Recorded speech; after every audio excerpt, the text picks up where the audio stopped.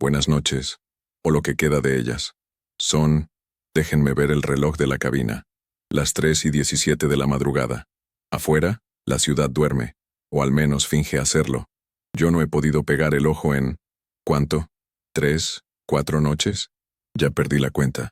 Me llamo Arturo Vargas y, por más de 40 años, mi voz les ha acompañado en las buenas y en las malas a través de estas ondas de radio. Les he narrado goles de último minuto. He sido el primero en informarles de temblores lejanos y crisis económicas. He compartido con ustedes el café de la mañana y el silencio de la madrugada. Pero hoy la noticia soy yo. O, mejor dicho, lo es esta casa. Mi casa. El lugar que debería ser mi refugio, y que se ha convertido en una jaula de cristal, donde yo soy el espécimen observado. Les hablo desde el estudio que improvisé en la sala, con la puerta cerrada con 3 cerrojos. No por miedo a los ladrones, no, sino por lo que sea que está del otro lado del pasillo, en el cuarto de huéspedes. Algo observa desde el otro cuarto, y sé que me escucha ahora mismo. Todo comenzó hace una semana. Una simple luz. Una luz intermitente en el cuarto que era de mi hijo, antes de que se fuera a hacer su vida al norte. Un parpadeo errático, como el de un foco a punto de morir. Al principio, no le di importancia. Mañana lo cambio, me dije, con esa pereza tan propia de los domingos por la tarde. Pero al día siguiente, la luz seguía ahí, parpadeando con un ritmo casi deliberado. No era el ritmo caótico de una falla eléctrica. Era un pulso, lento, metódico, como el latido de un corazón enfermo. Fui a la ferretería, compré el foco más caro, uno de esos de luz LED que prometen durar una década. Lo cambié, y esa noche, el parpadeo regresó. Igual, implacable. Fue entonces cuando empecé a sentirlo. Esa sensación helada en la nuca, la misma que sientes cuando un desconocido te clava la mirada en la calle. La certeza de que no estás solo, aunque tus ojos te digan lo contrario. Empecé a cerrar la puerta de ese cuarto, primero con el pestillo. Luego, le puse una silla atrancándola. Absurdo, quizás, pero ¿qué habrías hecho en mi lugar? Cuando la lógica te abandona, el instinto es lo único que te queda. Y entonces anoche escuché el paso, un paso leve sobre la madera, inconfundible. El crujido del parqué viejo de esta casa, un sonido que conozco mejor que mi propia voz. Un paso que no era el mío. Era un arrastrar de pies, lento, casi tímido, como si alguien no quisiera ser descubierto. Venía del cuarto, del otro lado de la puerta atrancada. Me quedé paralizado aquí, en mi silla, con los audífonos puestos pero sin nada en la transmisión. Solo el zumbido de mis propios nervios. El corazón me martillaba en los oídos. Un tambor de guerra anunciando una batalla que yo no pedí. Y entonces el silencio. Un silencio tan profundo, tan pesado que era peor que el ruido. Porque en ese silencio lo sentí más cerca. La presencia, la mirada. Pude sentirla atravesando la madera de la puerta, atravesando el pasillo, hasta clavarse aquí, en mi espalda. Yo, Arturo Vargas, el hombre que le ha hablado a millones, me sentía como un niño asustado, incapaz de articular una sola palabra. ¿Quién me creería que a mis 68 años me asustan los ruidos en la oscuridad? Me llamarían loco, senil. Don Arturo ya chochea, dirían. Y quizás tengan razón. Quizás esta soledad, desde que enviudé hace 5 años, finalmente me está quebrando. Pero la evidencia está ahí. La luz sigue parpadeando. Ahora mismo, si agudizo el oído, el locutor hace una pausa larga, se escucha su respiración contenida. Ahí está, el crujido. De nuevo, un paso, y otro. No es mi imaginación, es real, tan real como este micrófono frente a mí. Me he puesto a investigar, a leer, historias de casas embrujadas, de fenómenos poltergeist. Palabras que antes me sonaban a cuentos para no dormir, ahora son mi única enciclopedia. He leído testimonios de gente que ha pasado por lo mismo, gente a la que tacharon de loca, que perdió a su familia, su trabajo.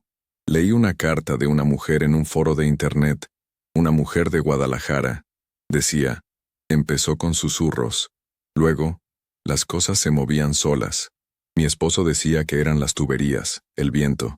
Se negaba a ver lo que era evidente. Una noche, lo vi. Una sombra alta y delgada, parada al pie de nuestra cama. No se movió, solo observaba. Al día siguiente, mi esposo me pidió el divorcio. Dijo que mi locura estaba destruyendo nuestro hogar. Pero no era yo, era la casa. La casa lo había envenenado contra mí. Al leer eso, un escalofrío me recorrió el alma. ¿Es eso lo que me espera? ¿El aislamiento total? Mi hijo me llamó ayer. Le noté la voz preocupada. «Papá, ¿estás bien? Te oigo raro en el programa. Distraído», me dijo. Quise contarle. Juro que abrí la boca para soltarlo todo. Para decirle, «Hijo, algo anda muy mal en esta casa. Tengo miedo». Pero las palabras no salieron. ¿Qué le iba a decir? ¿Que una luz parpadeante y unos crujidos me tienen al borde del colapso? Se tomaría el primer avión de regreso. Me internaría en un asilo, para que me cuiden mejor, y vendería la casa. Esta casa. El único patrimonio que le pude construir a su madre. El lugar donde mi hijo dio sus primeros pasos. No puedo perderla. No puedo permitir que esta cosa me arrebate también mis recuerdos. Así que le mentí. Es solo el cansancio, campeón. Mucho trabajo, le dije, forzando una voz alegre que me sonó hueca y patética. Colgué y me eché a llorar. Lloré como no lo hacía desde el funeral de Elena, mi esposa.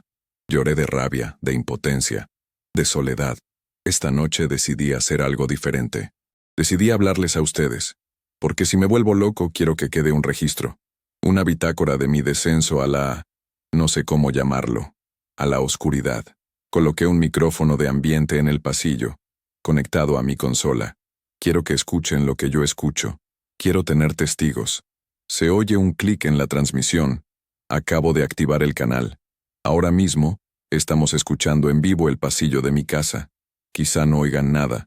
Quizá solo el zumbido de la vieja nevera o el lejano ladrido de un perro. Pero si tienen paciencia, si esperan conmigo en este silencio tenso, quizá escuchen el paso leve sobre la madera. Me pregunto qué pensará esa cosa. ¿Sabrá que la estamos escuchando millones de personas? ¿Le importará? ¿O acaso se alimenta de esto? ¿De mi miedo? ¿De mi atención? Recuerdo las historias de mi abuela.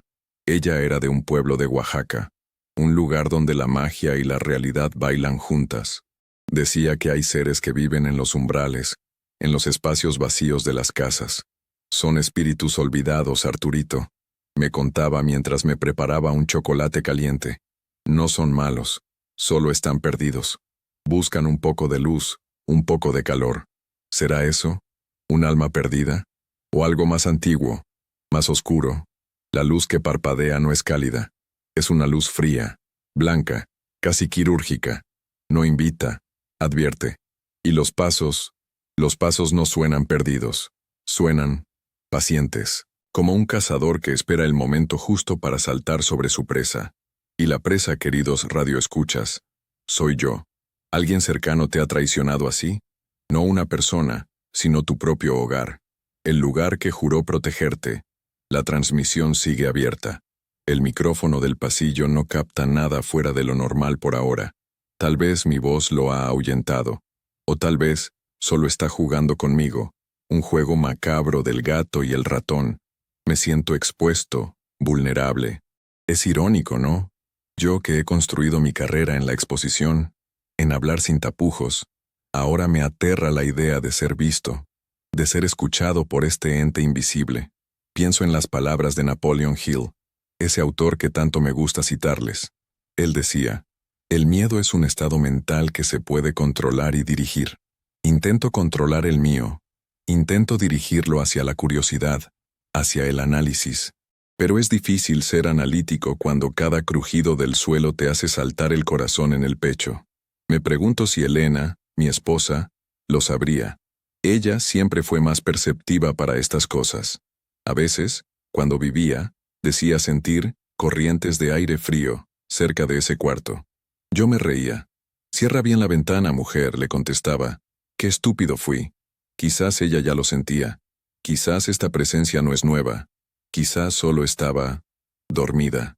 Y mi soledad, mi dolor tras su partida, la ha despertado. Se escucha un ruido muy leve, casi imperceptible, Un ligero tap. Esperen. ¿Oyeron eso?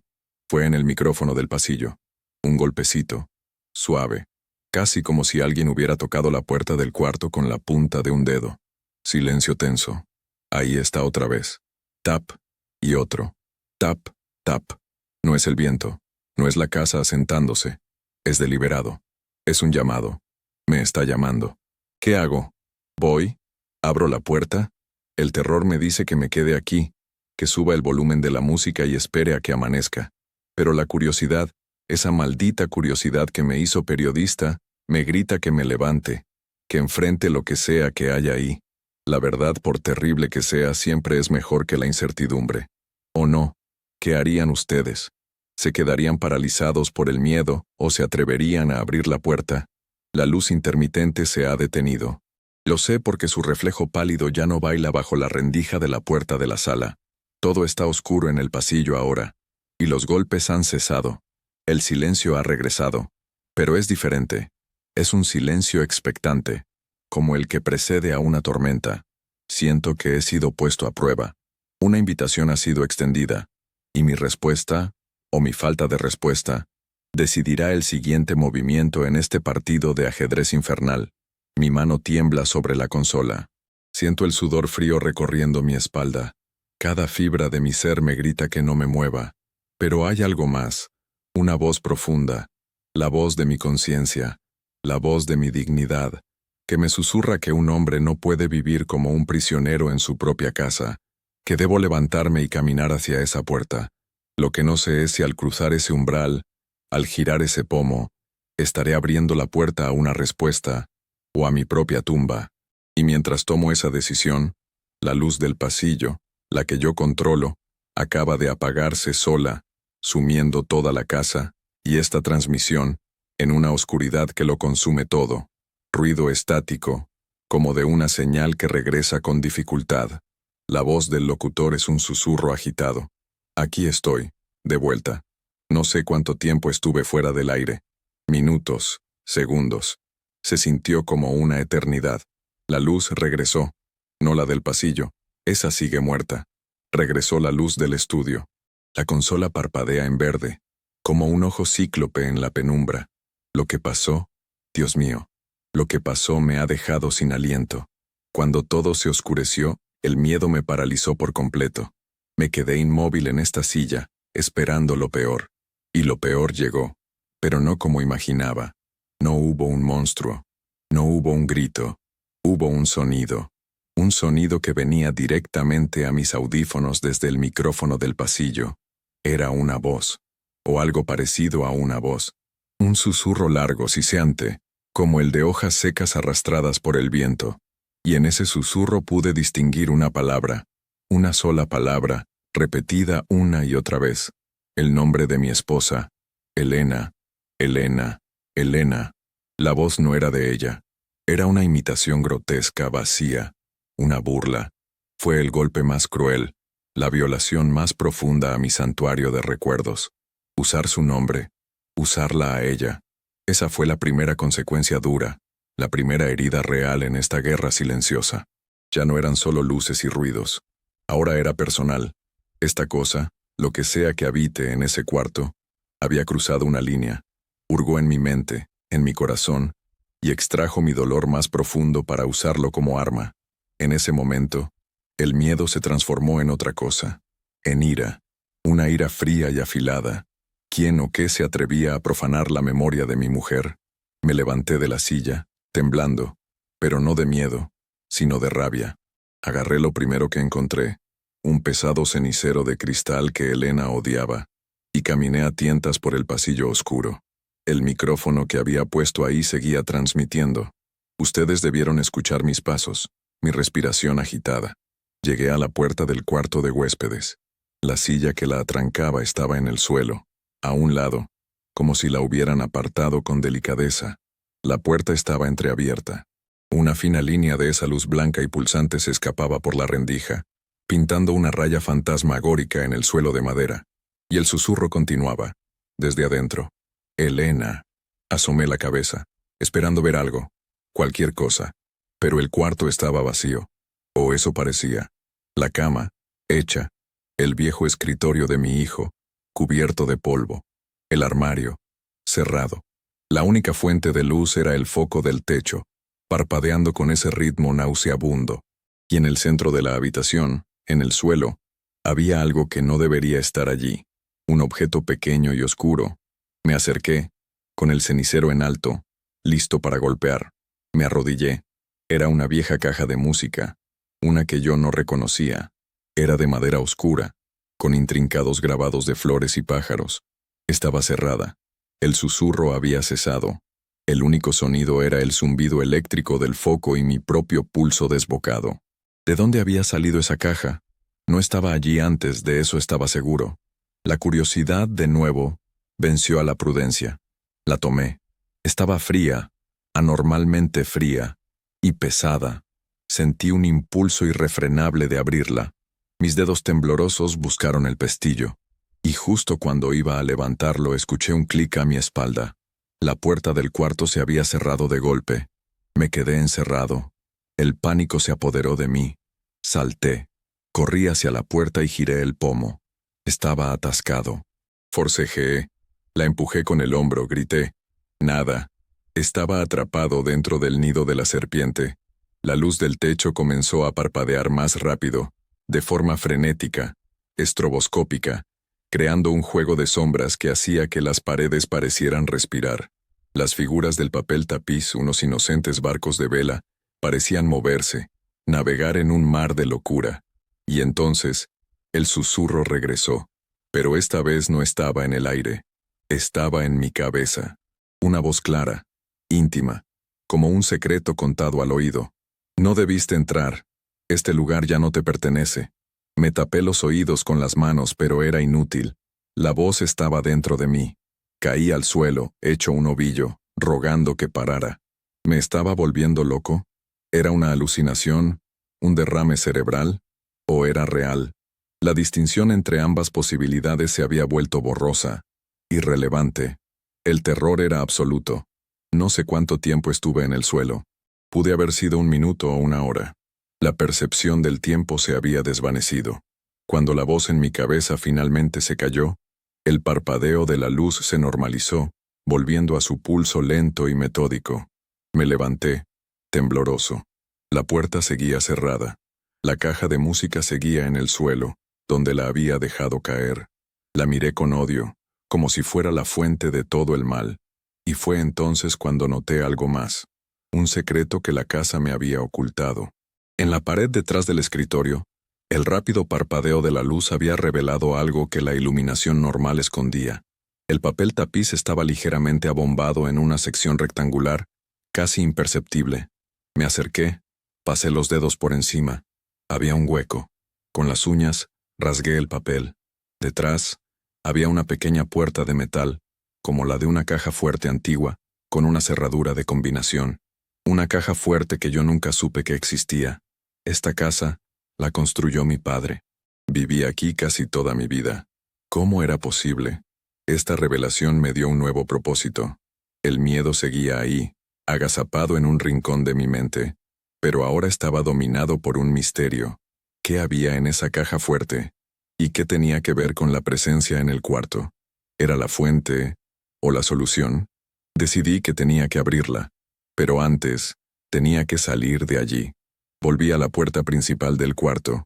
Probé el pomo de nuevo, sin esperanza, y para mi sorpresa, giró sin resistencia. La puerta se abrió. Estaba libre.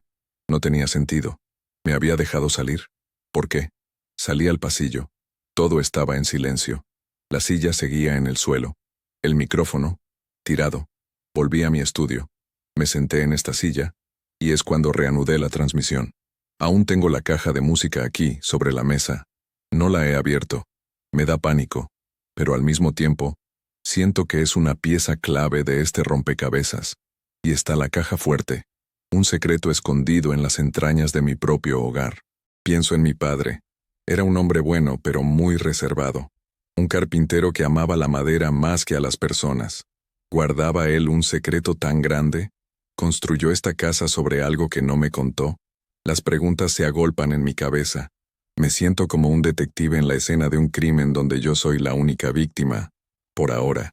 ¿Qué hay en esa caja de música? ¿Y qué hay en la caja fuerte? Y la pregunta más importante, ¿están conectadas? La voz en mi cabeza dijo, este lugar ya no te pertenece. ¿A quién le pertenece entonces? ¿Desde cuándo? La historia de mi familia, la historia de esta casa, de repente tiene un capítulo oscuro del que yo no sabía nada. Un capítulo que se está escribiendo ahora mismo, con mi miedo como tinta. Me pregunto si ustedes, del otro lado de la radio, pueden sentir el frío que emana de esta caja de música a través de las ondas. Es un frío que cala los huesos, un frío que huele a tierra húmeda y a tiempo olvidado. Esta noche he aprendido algo. Mi enemigo, esta entidad, no solo quiere asustarme, quiere quebrarme. Usa mis recuerdos, mis afectos, para desarmarme psicológicamente. Y lo peor es que lo está consiguiendo. La rabia que sentí antes se ha disipado, dejando en su lugar una sensación de profunda vulnerabilidad. Es como estar desnudo en medio de una multitud que se ríe de ti. ¿Habrías tenido el valor de seguir investigando? ¿O habrías huido de esa casa para no volver jamás? Yo no tengo a dónde ir. Este es mi último bastión. Huir sería como arrancarme la piel a tiras. Así que me quedaré. Lucharé, aunque no sé cómo se lucha contra una sombra. Lo primero es abrir esta caja de música. Es el primer movimiento que yo elijo, no él. Tomar un poco de control, pero tengo que prepararme. Voy a poner algo de música, algo que me dé valor. Una vieja canción de Agustín Lara que a Elena le encantaba. Y cuando termine, con su recuerdo como escudo, la abriré.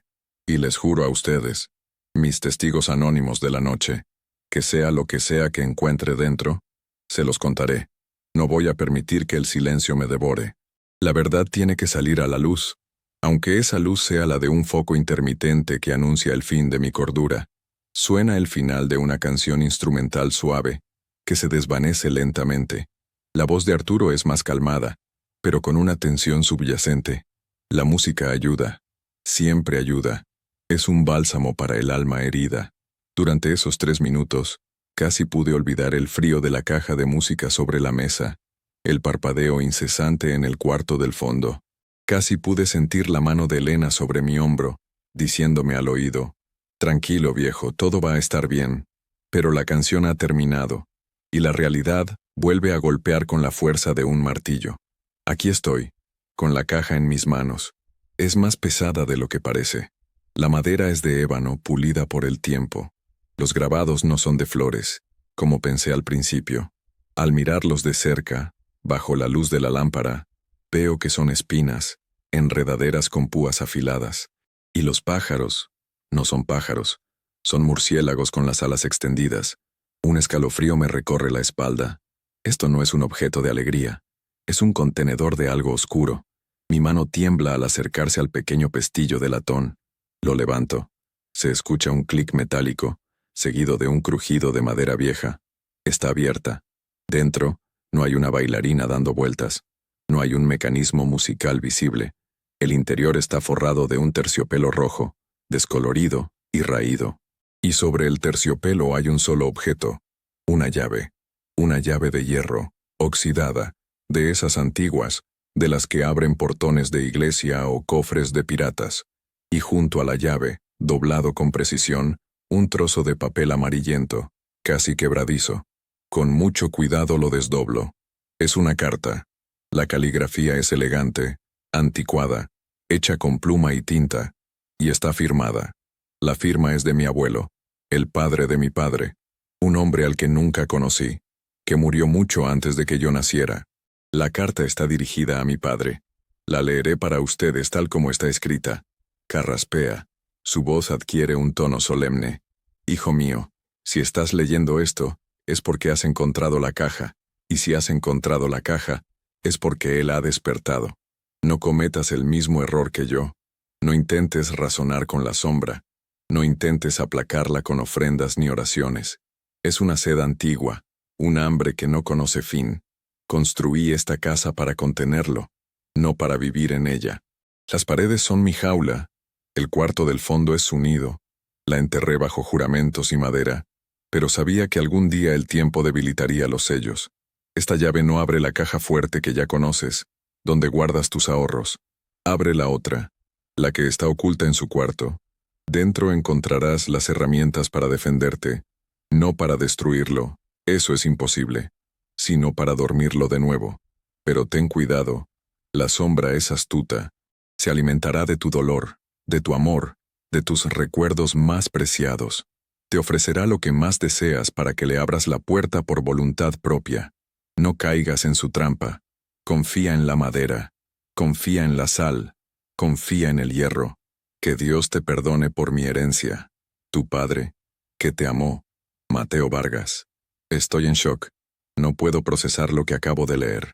¿Mi abuelo encerró algo en esta casa? ¿Mi padre lo sabía? ¿Vivió toda su vida custodiando este secreto, sin decirme nunca nada? Siento una mezcla de rabia y compasión, rabia por el engaño, por haberme dejado esta carga sin ninguna advertencia, y compasión por el hombre que tuvo que vivir con este terror en silencio. Ahora entiendo su carácter reservado, su melancolía. No era tristeza, era vigilancia. Siempre estaba reparando algo en la casa, reforzando las paredes, cambiando las vigas del techo. Yo pensaba que era su obsesión de carpintero. Ahora veo que era su deber de guardián. Y yo, ingenuo de mí, he vivido toda mi vida sobre un volcán dormido. La llave. La llave es para la caja fuerte del cuarto. Las herramientas, de las que habla mi abuelo, deben estar allí. Esto es una esperanza, un atisbo de luz en esta oscuridad abrumadora. Un aliado inesperado desde el más allá, mi propio abuelo, hablándome a través del tiempo, pero su advertencia resuena en mi mente. Te ofrecerá lo que más deseas. ¿Qué es lo que más deseo en este mundo? Volver a ver a Elena, tenerla a mi lado, aunque sea por un instante. La voz que susurraba su nombre no era una burla, era una oferta, una tentación. La sombra me estaba mostrando el cebo, y yo, como un pez estúpido, casi muerdo el anzuelo del sentimentalismo.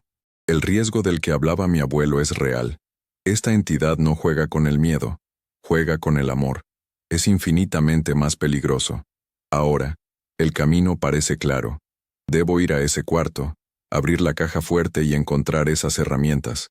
Debo continuar la labor de mi padre y mi abuelo. Es mi legado, mi responsabilidad. Una responsabilidad que me aterra, pero que no puedo eludir. Ya no es solo mi casa. Es la tumba de un mal antiguo, y yo soy su nuevo carcelero. Justo cuando estaba reuniendo el valor para levantarme, sonó el teléfono.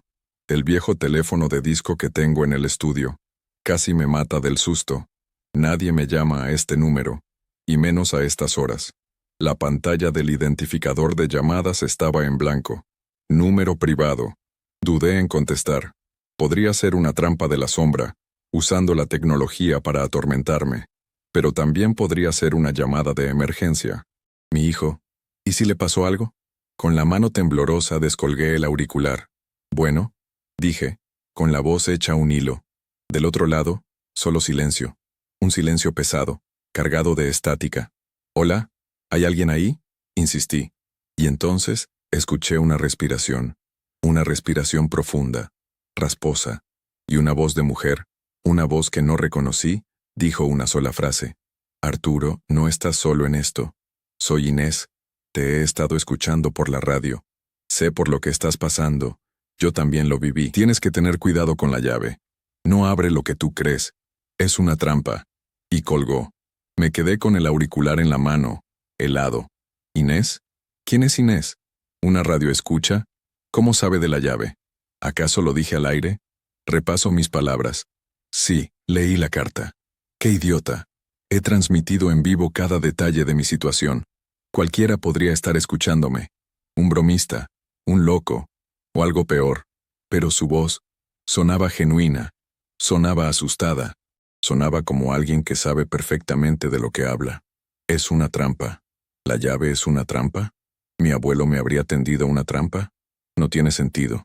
A menos que la carta no sea de mi abuelo. ¿Y si la sombra la plantó ahí? ¿Si falsificó su caligrafía, su firma?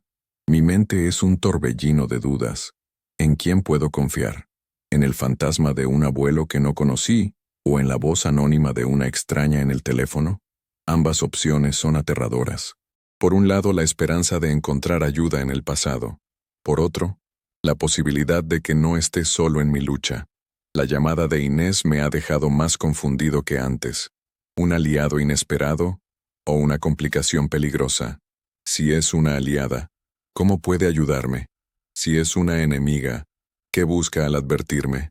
Cada puerta que abro en este misterio me lleva a un pasillo con más puertas cerradas. ¿Qué harían ustedes en mi posición? ¿Confiarían en la carta de un ancestro o en la advertencia de una desconocida? Es una elección imposible, pero tengo que tomar una. El tiempo corre. La luz en el cuarto del fondo sigue parpadeando. Siento su pulso como el de un reloj que marca la cuenta atrás hacia mi destino. Debo decidir mi próximo movimiento, y debo hacerlo ahora. Ignorar la llamada y usar la llave, o hacerle caso a Inés y buscar otra solución. Siento que estoy en una encrucijada, y ambos caminos parecen conducir al borde de un precipicio. He tomado una decisión. No voy a usar la llave. No todavía. La advertencia de Inés, por extraña que sea, se siente más real, más inmediata que las palabras de un hombre muerto hace casi un siglo. Hay un riesgo oculto en esa llave, y no voy a caer en él ciegamente, pero tampoco voy a quedarme de brazos cruzados. Mi abuelo dijo, confía en la madera, confía en la sal, confía en el hierro. Esas son mis pistas. Voy a empezar por ahí. Voy a registrar el taller de mi padre, en el sótano. Él siempre guardaba herramientas viejas, objetos de hierro, sales para curar la madera. Quizás las herramientas de las que hablaba mi abuelo no estaban en la caja fuerte. Quizás siempre estuvieron a la vista, escondidas en su simplicidad. Voy a bajar al sótano. Es un lugar que siempre me ha dado escalofríos.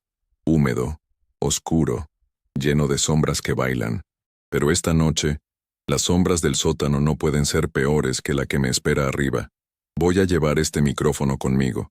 Quiero que sigan siendo mis testigos. Si algo me pasa ahí abajo, si la llamada de Inés fue una distracción para alejarme de la verdadera solución y llevarme a un peligro mayor, quiero que ustedes lo sepan. El descenso ha comenzado, y al final de la escalera, solo espero no encontrarme con un nuevo nivel de este infierno personal. Se oyen pasos lentos sobre escalones de madera, un eco húmedo. La respiración de Arturo es pesada. Sonidos de objetos, siendo movidos. Estoy en el sótano. El olor a tierra húmeda y a madera vieja lo impregna todo. La única luz es la de una bombilla desnuda que cuelga del techo, balanceándose ligeramente y proyectando sombras grotescas que danzan en las paredes de piedra. Siempre odié este lugar. De niño mi padre me mandaba a buscar herramientas y yo bajaba corriendo, conteniendo la respiración, imaginando monstruos en cada rincón oscuro. Irónico. Ahora el monstruo está arriba, y yo estoy aquí abajo, buscando un arma para combatirlo. El taller de mi padre está intacto, tal como lo dejó el día que murió. Un manto de polvo cubre el banco de trabajo, las sierras, los formones. Es un museo de su vida silenciosa.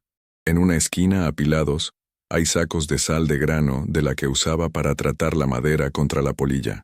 Confía en la sal, dijo mi abuelo. Tomo un puñado. Es gruesa, áspera. Se siente real, sólida. Un ancla en este mar de irrealidad. Empiezo a registrarlo todo abriendo cajones oxidados, revolviendo cajas llenas de tornillos y clavos. Busco algo que no sea una herramienta común. Algo diferente. En el fondo de un baúl de madera, debajo de unos planos viejos y amarillentos de la casa, lo encuentro. No es un arma, es un diario. Un pequeño diario encuadernado en cuero, con las iniciales de mi padre, J.V., grabadas en la tapa. Mi corazón da un vuelco. Mi padre no era hombre de letras. Ver esto es como descubrir una faceta secreta de la luna. Lo abro con manos temblorosas. La tinta está desvaída, pero la letra es la suya, inconfundible. Empiezo a leer. Y lo que leo me hiela la sangre, más que cualquier susurro o luz parpadeante. Es el registro de su propia guerra. Una guerra que luchó solo durante 50 años. La primera entrada es de cuando era apenas un adolescente. Escribe. Mi padre murió anoche. No de un infarto, como dijo el doctor. Lo encontré en el cuarto del fondo. La puerta estaba abierta. Él estaba en el suelo, con los ojos abiertos, fijos en el techo, y una expresión de terror puro congelada en su rostro. La sombra lo tomó. Desobedeció sus propias reglas. Intentó destruirla. Ahora yo soy el guardián. Que Dios me dé la fuerza para no cometer su mismo error. Sigo leyendo, pasando las páginas con avidez. Describe cómo la sombra lo atormentaba, usando la imagen de su padre, llamándolo con su voz desde el otro lado de la puerta. Describe su soledad, su miedo. Describe cómo reforzó las paredes, cómo usó la sal, el hierro, la madera de ciertos árboles, no para atacar a la sombra, sino para fortalecer su jaula. Su vida no fue una vida, fue una sentencia. Y entonces encuentro la entrada que lo cambia todo. Una que habla de mí. Elena está embarazada. Voy a ser padre. Siento una alegría que me asfixia y un terror que me paraliza. ¿Cómo puedo traer a un hijo a esta casa? ¿Cómo puedo condenarlo a esta herencia? He pensado en venderla, en huir, pero mi padre me hizo jurar que nunca abandonaría mi puesto. La sombra lo sabe. Puedo sentir su júbilo. Un alma nueva y pura en la casa. Un nuevo juguete. Una nueva fuente de alimento. Esta noche me ha ofrecido un trato. A través de mis sueños, me ha hablado. Déjame probar al niño, me susurró. Solo un poco de su luz, y te daré paz por el resto de tu vida. Me he negado. Protegeré a mi hijo, aunque me cueste el alma. Las lágrimas me nublan los ojos. Mi padre me protegió. Luchó contra esta cosa por mí. Vivió en el infierno para que yo pudiera tener una infancia normal. Y yo nunca lo supe. Lo juzgué como un hombre frío, distante. Y era un héroe, un santo silencioso. La traición más dolorosa no vino de la sombra. Vino de mi propia ignorancia, del amor que no supe ver. Y el dolor, esa vieja herida por la muerte de mi padre, se abre de nuevo, pero esta vez es un dolor mezclado con una gratitud inmensa. Sigo leyendo. Llego a las últimas páginas. Su letra es temblorosa, la de un hombre anciano y cansado. Habla de la muerte de Elena, mi esposa. La muerte de Elena ha debilitado las defensas. Mi dolor es un manjar para la sombra, y el dolor de Arturo es aún más potente. La sombra se está despertando de su largo letargo. Se siente atraída por él. Mis fuerzas se acaban. Pronto tendré que irme, y mi hijo se quedará solo. He pensado en contarle todo, pero ¿cómo? ¿Cómo poner este peso sobre sus hombros? He decidido dejarle las pistas. El diario. Las herramientas. Si es tan inteligente como su madre, las encontrará cuando llegue el momento. La caja de música es la primera prueba. La llave. Que Dios me perdone. La llave es una mentira. La forjé yo mismo.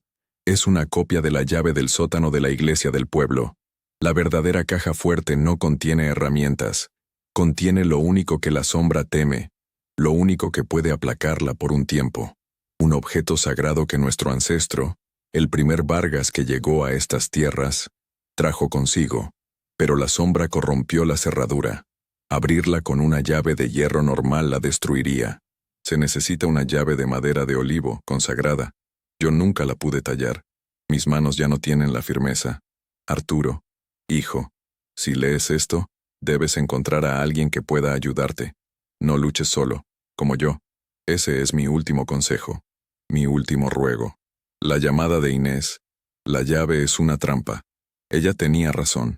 Mi padre confirma la traición, pero no la de mi abuelo, sino la de la propia situación. La llave de hierro era una prueba de fe o de instinto. Si la hubiera usado, habría desatado una calamidad mayor. La pérdida es inmensa. He perdido la imagen que tenía de mi padre. He perdido mi ignorancia, mi paz. Pero he ganado una verdad terrible. Y con ella, un propósito claro. Ya no lucho por una casa. Lucho por el legado de mi padre. Lucho por su sacrificio. Pero él mismo lo dijo. No luches solo. ¿Es Inés la ayuda que necesito? ¿O es otra manifestación de la sombra, una más sutil y elaborada? La duda vuelve a corroerme. ¿Cómo supo ella de la llave? ¿Pura coincidencia? En este juego no creo en las coincidencias. De repente, escucho un ruido procedente de arriba.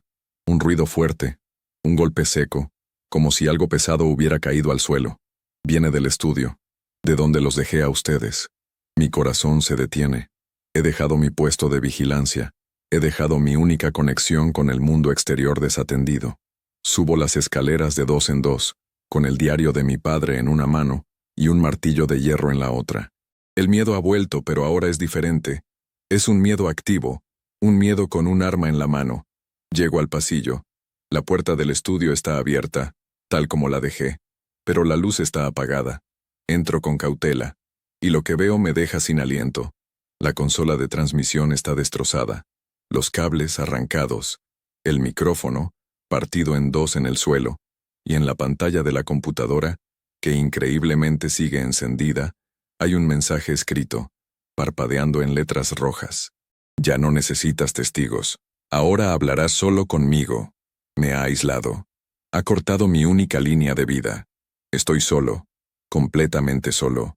Y por primera vez desde que todo esto comenzó, siento que la esperanza, esa pequeña llama que me mantenía en pie, comienza a extinguirse. El sonido es diferente, más íntimo, como si Arturo estuviera grabando en un dispositivo pequeño, tal vez un teléfono. Su voz es un susurro ronco, lleno de desesperación y fatiga. La transmisión se cortó. La sombra, o lo que sea, destrozó mi equipo. Me silenció, pero no del todo. Estoy grabando esto con la grabadora de voz de mi celular. No sé si algún día alguien escuchará esto. Quizás solo sea un monólogo para mi propia tumba, pero no puedo rendirme al silencio. La voz es lo único que me queda. Es la prueba de que sigo aquí, de que sigo siendo yo. He atrancado la puerta del estudio con un librero. Es una defensa patética, lo sé. Si pudo romper la consola, puede derribar una puerta. Pero me da una falsa sensación de seguridad, un respiro para pensar. La exposición de la verdad ha sido brutal. El diario de mi padre es una revelación que me ha quebrado y reconstruido al mismo tiempo. Entender su sacrificio, su lucha silenciosa, es un peso que casi no puedo soportar. Ahora entiendo la tristeza en sus ojos, una tristeza que yo confundía con indiferencia. ¿Cómo pude ser tan ciego? ¿Alguna vez le has fallado así a alguien que te amaba? Crees conocer a tus padres, pero solo conoces la fachada que ellos construyen para protegerte de sus propios demonios. El mensaje en la pantalla de la computadora, ahora hablarás solo conmigo. Es una declaración de victoria. Me ha separado del rebaño. Ahora soy su presa exclusiva. Reviso el diario de mi padre una y otra vez, buscando una pista, una esperanza. Habla de un objeto sagrado en la caja fuerte, algo que puede dormir a la sombra, y habla de una llave de madera de olivo consagrada. ¿Dónde encuentro algo así en medio de la noche, atrapado en mi propia casa? Es una misión imposible. Me siento en el suelo, con la espalda contra la puerta atrancada, y el peso de la desesperación cae sobre mí, como una losa. Por primera vez, contemplo la idea de rendirme, de abrir la puerta y dejar que me tome, acabar con esta tortura. ¿No sería más fácil? Unirse a mi padre, a mi madre en el silencio. Pero entonces recuerdo sus palabras. No luches solo como yo. Fue su último ruego. Rendirme sería traicionar su sacrificio. Sería escupir sobre la tumba de un hombre que dio su vida para protegerme. No puedo hacerlo. Debo encontrar ayuda.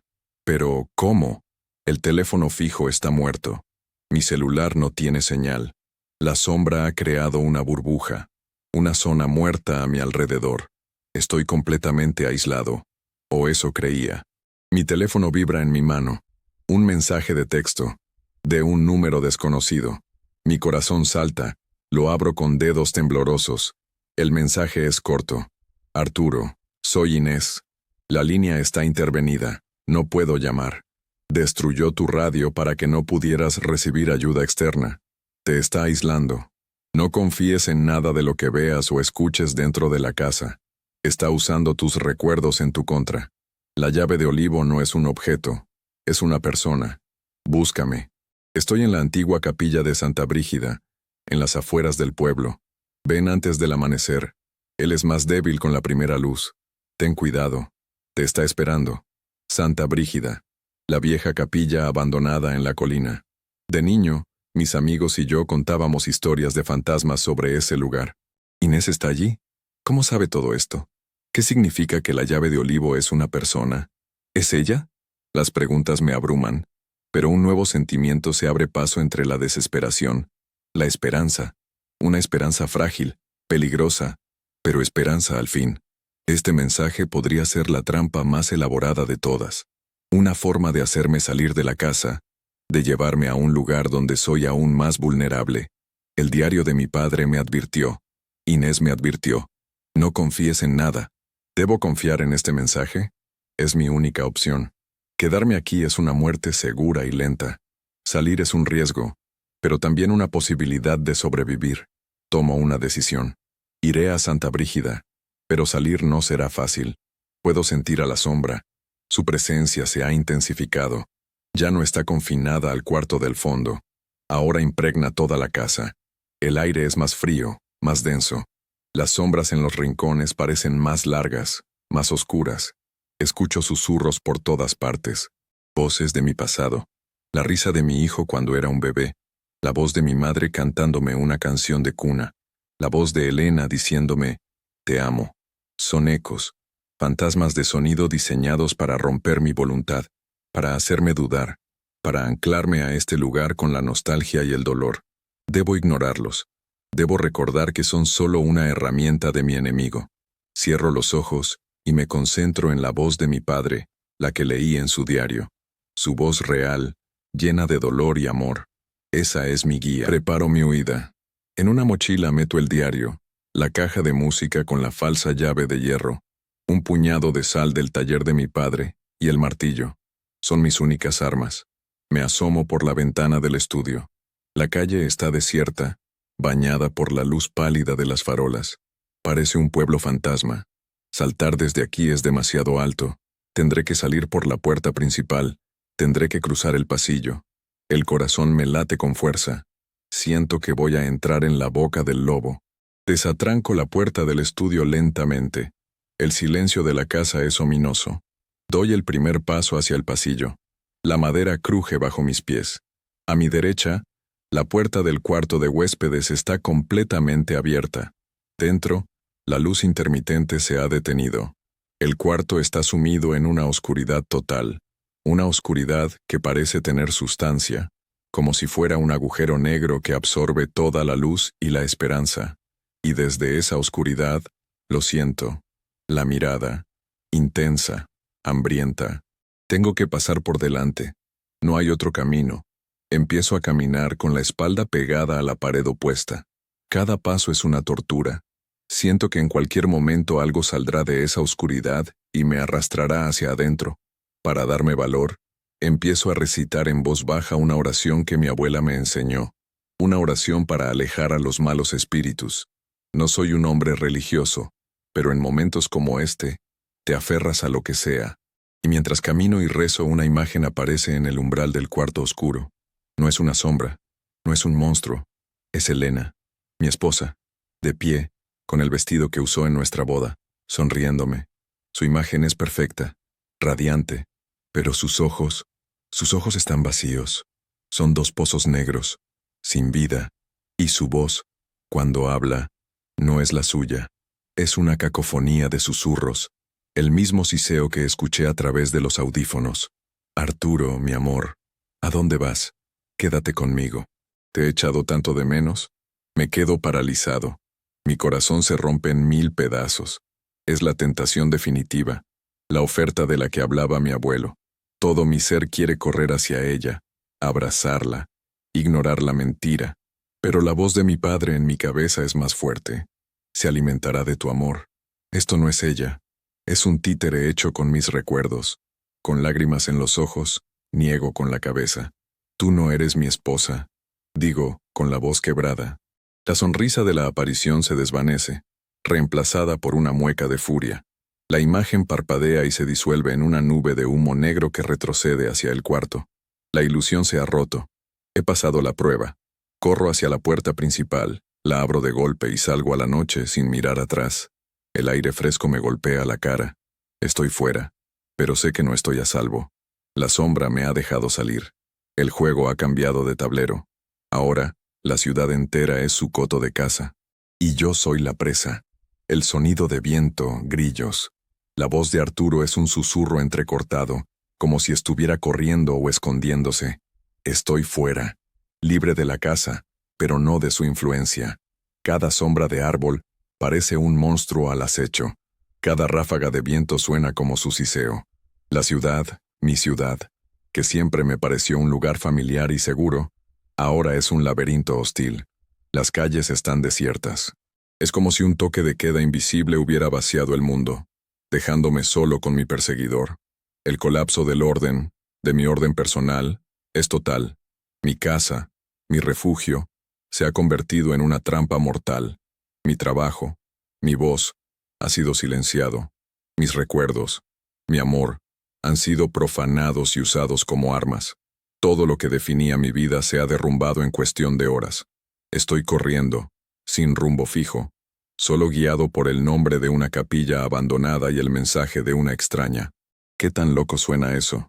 Si me viera a mí mismo desde fuera, pensaría que soy un pobre viejo que ha perdido la razón. Y quizás sea así. Quizás la sombra ya ganó, y todo esto no es más que una alucinación en mis últimos momentos de cordura. Pero el peso de la mochila en mi espalda, el frío del martillo en mi mano, se sienten reales. El diario de mi padre es real, su dolor fue real, y mi miedo es, definitivamente, real. Me escondo en un callejón, tratando de recuperar el aliento. Reviso mi teléfono. No hay más mensajes de Inés. La batería está baja. Me queda poco tiempo. La capilla de Santa Brígida está al otro lado de la ciudad, en la colina que domina el valle. Es una caminata de al menos 1 hora, y siento que no tengo tanto tiempo. La sombra me sigue. No la veo, pero la siento. Es una presión en el aire, una frialdad que me persigue, un susurro en el borde de mi audición. Me está cazando.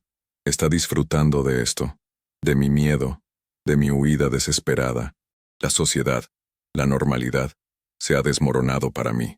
Los coches que pasan a lo lejos, las luces encendidas en algunas ventanas, pertenecen a otro mundo, un mundo del que he sido exiliado. Mientras corro por las calles oscuras, mi mente no deja de trabajar. ¿Quién es Inés? ¿Cómo sabe tanto? ¿Y por qué me ayuda? ¿Es parte de una organización, una sociedad secreta de guardianes como mi padre y mi abuelo? ¿O es una sobreviviente, alguien que, como dice su mensaje, también lo vivió? Pienso en la gente que he entrevistado a lo largo de los años, gente que afirmaba haber visto fantasmas, haber sido contactada por extraterrestres, haber vivido experiencias paranormales.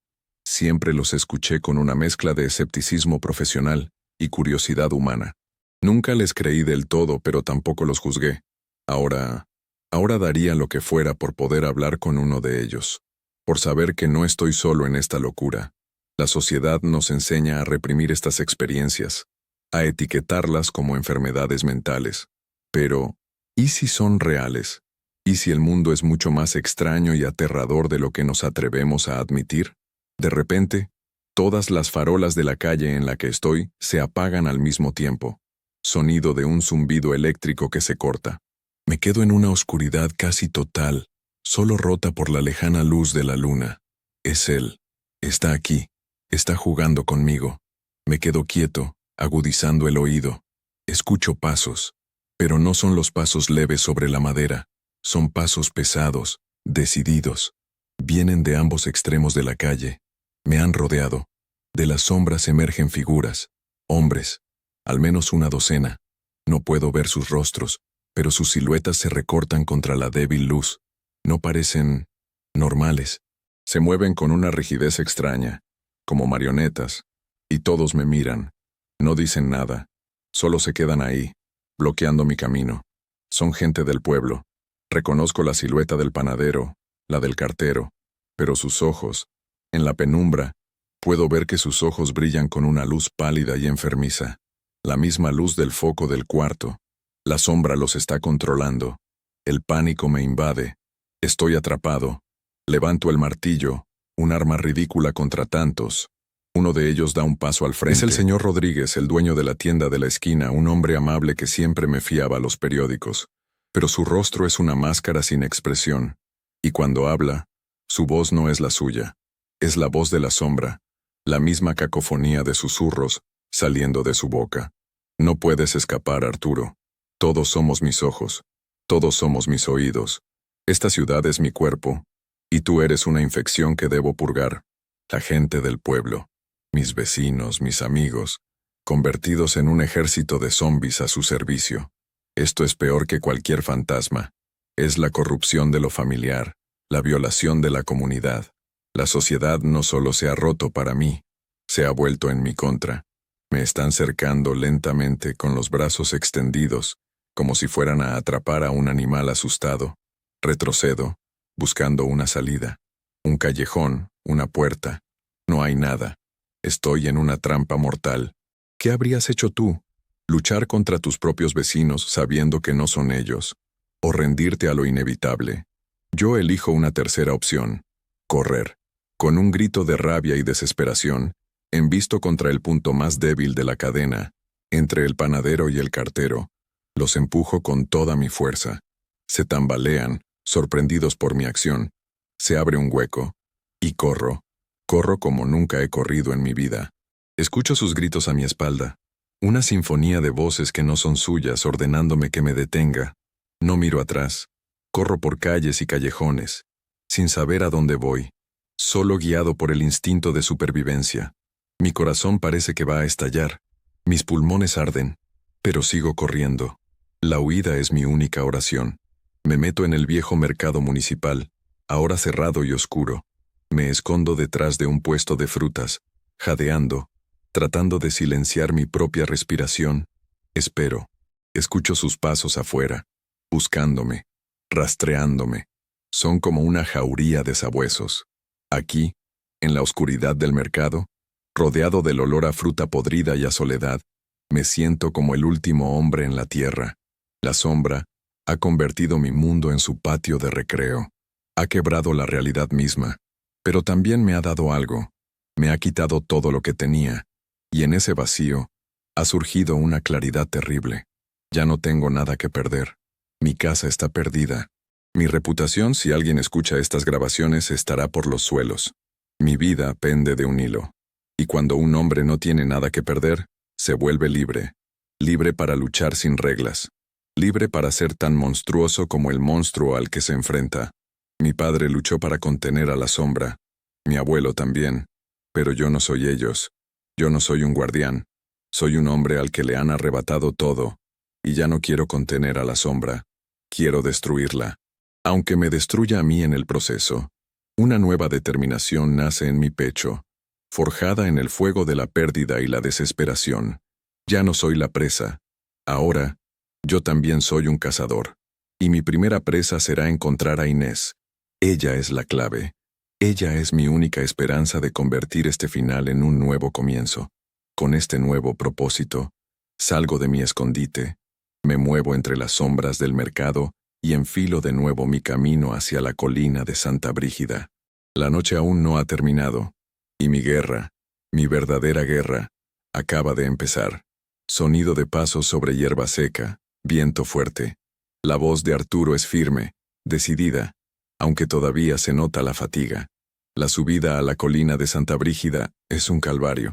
El viento sopla con fuerza, como si la naturaleza misma quisiera impedirme el paso.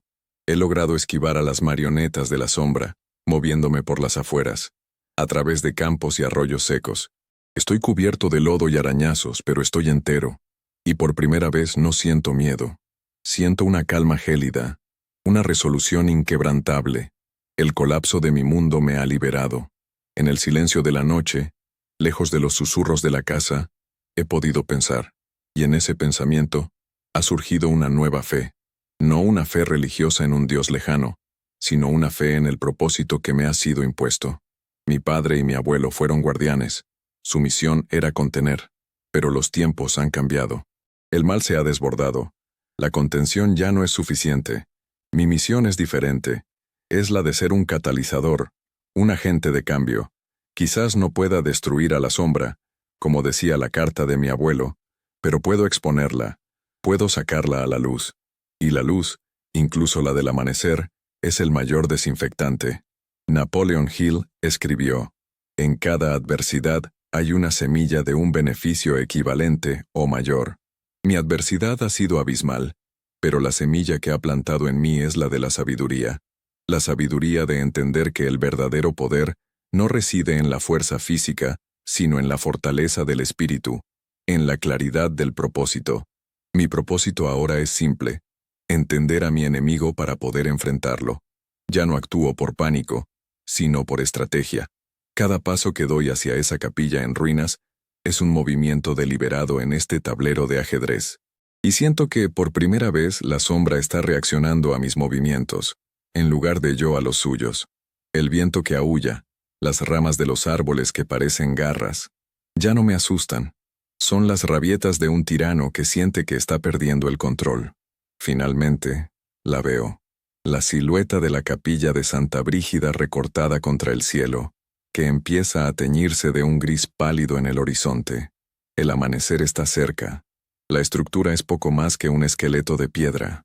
El techo se derrumbó hace décadas, y de los vitrales solo quedan los huecos vacíos, como cuencas de ojos de una calavera. Un aura de melancolía y abandono la rodea. Pero esta noche veo una luz en su interior. Una luz cálida, parpadeante. La luz de una vela o una fogata. Inés está aquí. Ha cumplido su palabra. Me acerco con cautela, usando las viejas lápidas del cementerio anexo como cobertura. No sé qué esperar. ¿Será realmente una aliada? ¿O la sombra me espera adentro usando su forma como usó la de Elena? Tengo que arriesgarme. Llego a la puerta de madera, carcomida y desvencijada. Está entreabierta. Empujo suavemente. El interior es desolador. Escombros, hierbas creciendo entre las baldosas rotas. Y en el centro, donde debería estar el altar, hay una pequeña fogata. Sentada junto al fuego, de espaldas a mí, hay una mujer. Es mayor, quizás de mi edad. Su cabello es largo y cano, trenzado. Viste ropas sencillas, campesinas. No se ha movido. Sabe que estoy aquí. Tardaste, Arturo Vargas, dice, sin volverse.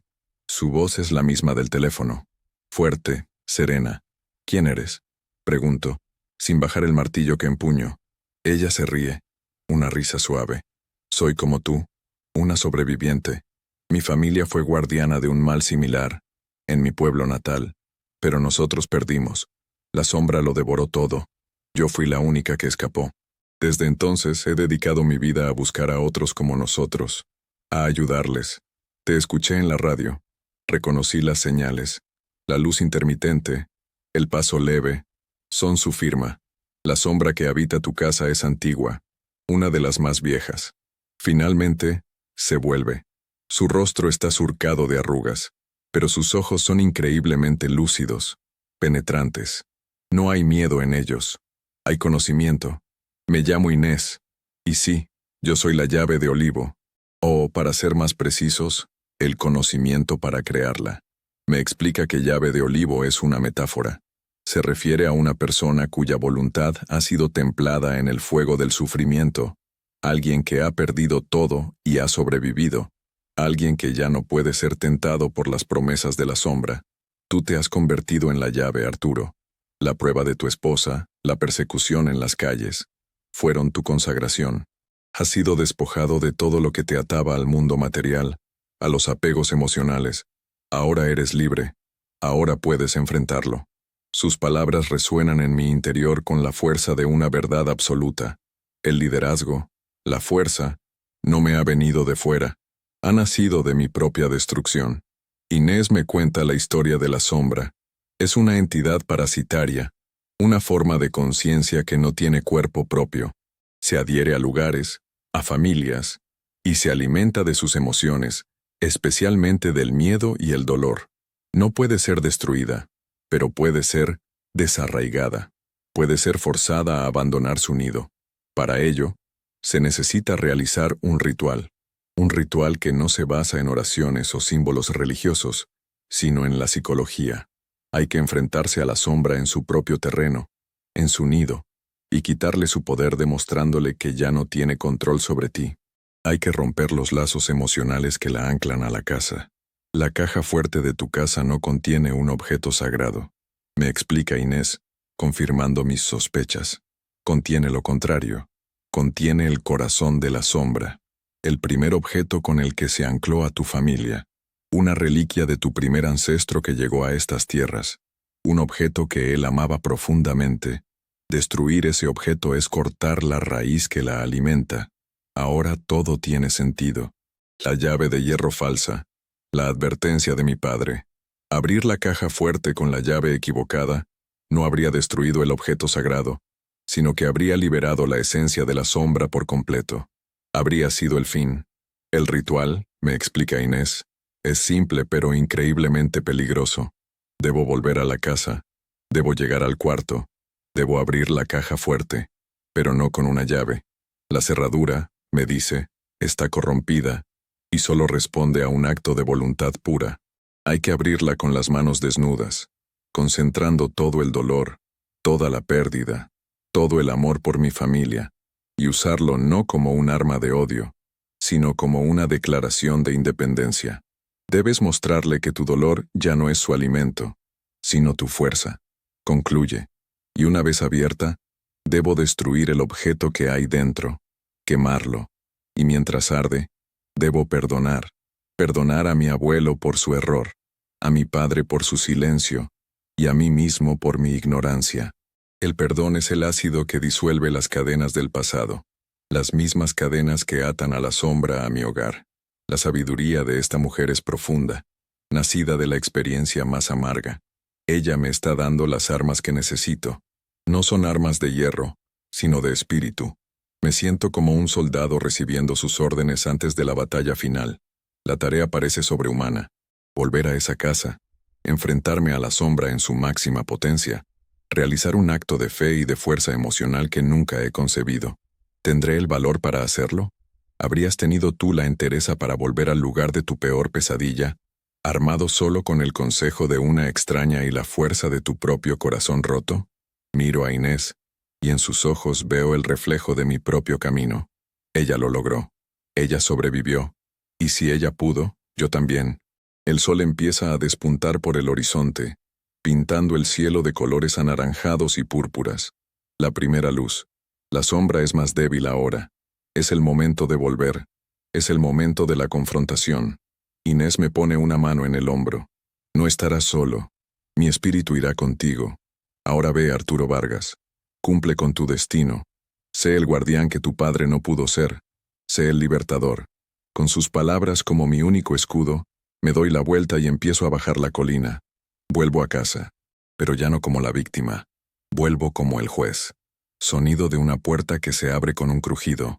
Pasos decididos sobre madera. La voz de Arturo es tensa, pero controlada. Está de vuelta en la casa. He vuelto. La casa me recibe con un silencio denso, antinatural.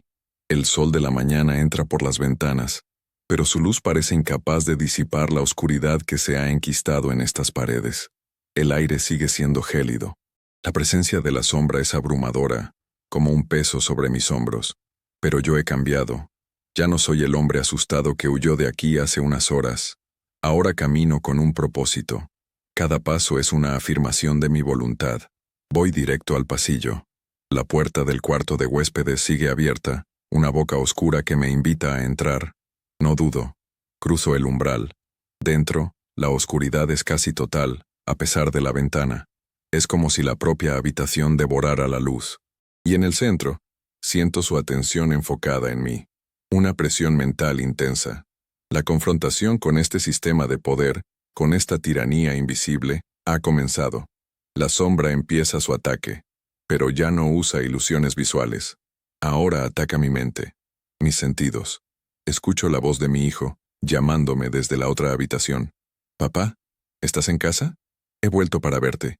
Es un golpe bajo, directo al corazón. Mi instinto paternal me grita que corra a su encuentro. Pero sé que es una mentira. Mi hijo está a miles de kilómetros de distancia. Cierro los ojos, me concentro en el dolor real de su ausencia y lo convierto en fuerza. «Tú no eres mi hijo», digo en voz alta. El sonido se desvanece. Luego, el olor. La habitación se inunda del perfume de Elena, el que usaba en las ocasiones especiales. Un aroma que no he olido en 5 años y que me transporta instantáneamente a los momentos más felices de mi vida. Las lágrimas acuden a mis ojos. Es una tortura exquisita, pero recuerdo las palabras de Inés. Usa tu amor como una declaración de independencia. Respiro hondo el perfume. Lo acepto, lo honro, y luego lo libero. Amo a mi esposa, y tu burda imitación no puede manchar su recuerdo, declaro. El perfume se disipa, reemplazado por el olor a polvo y a encierro. He superado sus primeras defensas. Me siento más fuerte. Camino hacia la pared donde se encuentra la caja fuerte oculta. El papel tapiz está rasgado, tal como lo dejé. Ahí está. La pequeña puerta de metal. Parece más vieja, más oxidada que antes. La cerradura de combinación parece mirarme como un ojo malévolo. Sé que no debo usarla. Recuerdo el consejo de Inés. Ábrela con tus manos desnudas. Coloco las palmas de mis manos sobre el metal frío. Cierro los ojos. Y hago lo más difícil que he hecho en mi vida. Dejo de luchar contra mi dolor. Lo abrazo. Invoco todos los fantasmas de mi pasado. La muerte de mi madre cuando era niño. La distancia con mi padre. El miedo que sentí la noche que mi hijo tuvo fiebre alta. La soledad aplastante tras la muerte de Elena. El terror de estas últimas noches. Dejo que todas esas emociones me inunden. El dolor es tan intenso que creo que voy a desintegrarme. Pero en lugar de dejar que me destruya, lo canalizo. Lo empujo desde mi pecho, a través de mis brazos, hacia las palmas de mis manos. No es un acto de violencia. Es un acto de entrega. Le estoy mostrando a la sombra todas mis heridas, todas mis cicatrices y le estoy diciendo, esto es mío, ya no puedes alimentarte de ello. Se escucha un sonido de metal que rechina, un gemido largo y agudo. Está funcionando. La puerta de la caja fuerte está vibrando bajo mis manos. Un chirrido metálico resuena en la habitación. Siento una resistencia inmensa, como si estuviera empujando contra la voluntad de la propia casa. La sombra ruge en mi mente, un sonido de pura furia, de una bestia herida. Intenta penetrar mis defensas con imágenes de horror, accidentes de coche, enfermedades, la descomposición de mis seres queridos.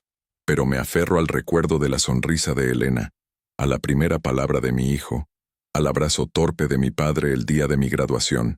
Uso el amor como un escudo. Empujo con todas mis fuerzas, con toda mi alma. Y entonces, con un chasquido ensordecedor, la cerradura cede. La puerta de la caja fuerte se abre de golpe. Caigo de rodillas, agotado, sin aliento. El esfuerzo me ha dejado vacío, pero lo he logrado. Dentro de la caja fuerte, sobre un cojín de terciopelo negro, hay un objeto. Es una brújula de bolsillo. Antigua, de latón, con la tapa grabada con las iniciales MV, Mateo Vargas. Mi abuelo. No, rectifico. Mi ancestro. El primer Vargas que llegó aquí. Este es el objeto que ataba a la sombra a mi linaje. Se ve inofensivo. Hermoso incluso. Pero siento la oscuridad que emana de él. Un frío que no es de este mundo. Con mucho cuidado, la tomo. Al tocarla, una oleada de imágenes y sentimientos que no son míos inunda mi mente. Veo a mi ancestro, un hombre triste y solitario, aferrándose a esta brújula, el único recuerdo de un hogar y una familia que perdió al otro lado del mar. Siento su dolor, su desesperación, y entiendo. La sombra no lo eligió al azar. Se sintió atraída por su inmensa pena. Él, sin saberlo, la invitó a entrar. Ahora entiendo lo que debo hacer. No debo destruir el objeto con odio. Debo liberarlo de la carga emocional que lo aprisiona. Inés dijo, perdona. Me arrodillo en el suelo, con la brújula en mis manos, y empiezo a hablar, no a la sombra, sino al espíritu de mi ancestro, cuya pena sigue atrapada en este objeto. Mateo Vargas, te escucho. Siento tu dolor, pero tu viaje ha terminado. Tu pena ya no tiene que ser una prisión. Te perdono por traer esta oscuridad a nuestra familia. No sabías lo que hacías, y ahora te libero. Al decir estas palabras, la brújula empieza a calentarse en mis manos. Un calor intenso, que casi me quema. Una luz pálida empieza a emanar de ella. La habitación, que antes estaba en penumbra, se ilumina con este resplandor suave, y la presencia de la sombra empieza a debilitarse. Puedo sentirlo. Es como si su poder estuviera siendo drenado. Se retuerce, chilla en mi mente, pero su voz es cada vez más débil, más lejana. Me levanto. Sé que el ritual aún no ha terminado. Debo destruir el ancla física. Llevo la brújula brillante al centro de la habitación. Saco de mi mochila una pequeña botella de alcohol que tomé de la cocina y la rocío sobre el objeto. Saco una caja de cerillas. La sombra lanza un último y desesperado ataque.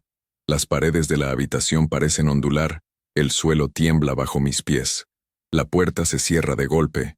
Intenta atraparme con ella, pero su poder se ha reducido a meros trucos de feria.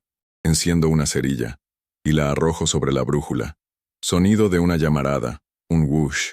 El fuego prende al instante, con una llama de un color antinatural, un azul verdoso, y de la llama se eleva un grito largo, agudo, lleno de siglos de hambre y de dolor. No es un sonido humano, es el sonido de una cosa que muere, de un parásito al que le arrancan de su huésped. La luz de la llama crece iluminando toda la habitación, y en sus destellos por un instante, veo la verdadera forma de la sombra, una figura alta, esquelética, hecha de humo y desesperación, con incontables brazos que se retuercen. Me mira con ojos de fuego y odio, y entonces con una implosión de luz y sonido se desvanece. El grito se corta, la llama se apaga, y el silencio cae sobre la habitación. Un silencio nuevo, un silencio limpio, un silencio de paz. Se ha ido. El sonido de pasos lentos, un leve eco. La voz de Arturo es calmada, con un matiz de cansancio y sabiduría. La tensión ha desaparecido. La batalla ha terminado. Me encuentro en el centro de la habitación, rodeado por un silencio que nunca antes había experimentado en esta casa. Es un silencio puro, sin la tensión subyacente que siempre lo acompañó.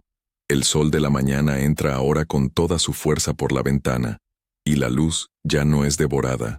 Ilumina cada rincón, revelando solo polvo y abandono. En el suelo donde ardía la brújula solo queda una mancha de ceniza negra. El frío se ha ido. El aire es cálido, ligero. La casa respira de nuevo. Y yo también. Siento como si me hubieran quitado un peso de encima, un peso que ni siquiera sabía que llevaba. El peso de generaciones de miedo y de silencio. He preparado mi último acto en esta historia, mi plan de redención. No para mí, sino para esta casa, para el legado de mi familia. No voy a vender la casa. No voy a huir. Me quedaré aquí. Este lugar ya no es una prisión. Es un monumento. Un monumento al sacrificio de mi padre, a la sabiduría de Inés y a la fuerza que descubrí en mí mismo. Voy a reparar los daños, a limpiar cada habitación, a dejar que la luz entre por todas las ventanas. Le devolveré la vida que la sombra le robó, y el cuarto del fondo, el cuarto de huéspedes, lo convertiré en mi nuevo estudio. El lugar de mi mayor terror se convertirá en el centro de mi creatividad, de mi voz. Es un acto simbólico, pero los símbolos son importantes. Es mi forma de decirle al universo, y a cualquier otra sombra que pueda estar escuchando, que ya no tengo miedo, que la oscuridad solo tiene poder sobre nosotros si se lo permitimos. Recojo las cenizas de la brújula en un pequeño frasco. Las llevaré a la colina de Santa Brígida y las esparciré al viento, junto a la capilla. Es una forma de devolverle a mi ancestro su paz, de dejar que su espíritu finalmente complete su viaje. Y luego, llamaré a mi hijo. Pero esta vez, no le mentiré. Le contaré todo. La historia de su abuelo, de su bisabuelo, y la mía. Es su herencia, y tiene derecho a conocerla, no para cargarle con un miedo, sino para entregarle una lección de resiliencia, para que sepa de qué está hecha la sangre de los Vargas, para que entienda que, sin importar cuán oscura sea la noche, siempre hay un amanecer esperando, y que las batallas más importantes no se libran con los puños, sino con el corazón. Esta experiencia me ha cambiado para siempre. Yo, Arturo Vargas, el hombre de la voz de acero, he sido quebrado en 1000 pedazos, pero al reconstruirme, he encontrado piezas de mí que no sabía que existían. He aprendido el verdadero significado de la lealtad, no solo a la familia, sino a la verdad. He aprendido que la resiliencia no es la ausencia de miedo, sino la capacidad de actuar a pesar de él. Y he aprendido que la justicia, la verdadera justicia, no es la venganza, sino la restauración del equilibrio. He restaurado el equilibrio de mi hogar, y en el proceso el de mi propia alma. Ya no soy una víctima, soy un guardián, como mi padre y mi abuelo, pero no un guardián del miedo, soy un guardián de la luz. Mientras me preparo para empezar mi nueva vida, encuentro esta grabadora de voz en mi bolsillo. He registrado todo mi viaje, mi descenso al infierno y mi regreso. Al principio, lo hice para tener testigos, para no morir solo en la locura. Ahora, estas grabaciones tienen un nuevo propósito. Son un mapa, un manual de supervivencia para quien pueda necesitarlo. Quizás, algún día, las transmita. Quizás mi voz vuelva al aire, pero ya no para narrar las noticias del mundo, sino para contar las historias del alma, para recordarle a la gente que no están solos en sus luchas invisibles, para decirles que dentro de cada uno de nosotros hay una fuerza insospechada, una llave de olivo esperando ser descubierta. La lección de vida que quiero compartir con ustedes, mis queridos y anónimos compañeros de viaje, es esta. No huyan de sus casas embrujadas, ya sean de ladrillo y mortero, o las que construimos en nuestra propia mente. Enfréntenlas, entren en el cuarto oscuro, abran la caja fuerte de su dolor, y descubrirán que el monstruo que tanto temían no es más que una sombra, y que ustedes están hechos de luz. El sol está alto en el cielo. Es un nuevo día, para mi casa, y para mí. La puerta principal está abierta, y una brisa fresca entra, llevándose los últimos vestigios del miedo. Por primera vez en mucho tiempo, sonrío. El paso leve sobre la madera ha cesado. La luz intermitente se ha apagado para siempre, y algo, finalmente, ha dejado de observar desde el otro cuarto. Ahora, el único que observa soy yo, y lo que veo, por fin, es un futuro. El tono de Arturo cambia. Es cálido, cercano, como si hablara directamente con un amigo. Y así termina esta historia. O quizás, así comienza. Ha sido un viaje largo y oscuro, y les agradezco desde el fondo de mi corazón por haberme acompañado, por haber sido mis testigos silenciosos en la noche. Su presencia, aunque fuera a través de estas ondas invisibles o en el futuro de una grabación, me dio la fuerza para seguir adelante. Gracias por llegar hasta aquí. Si esta historia tocó tu corazón, cuéntame desde dónde me estás viendo. Ciudad y país. Saber que mi voz llega lejos es el mayor regalo para un viejo locutor como yo. Estoy preparando una historia dedicada a quienes comentan cada día. Una historia sobre la fuerza de la comunidad, sobre cómo las voces unidas pueden espantar hasta a la más oscura de las sombras. Tal vez el próximo abrazo sea para ti. Y si te gustó, si sentiste el frío en el pasillo y el calor de la esperanza renaciendo, dale like y comparte con alguien que necesite escuchar esto. Alguien que quizás esté luchando su propia batalla en silencio. Recuérdale que no estás solo,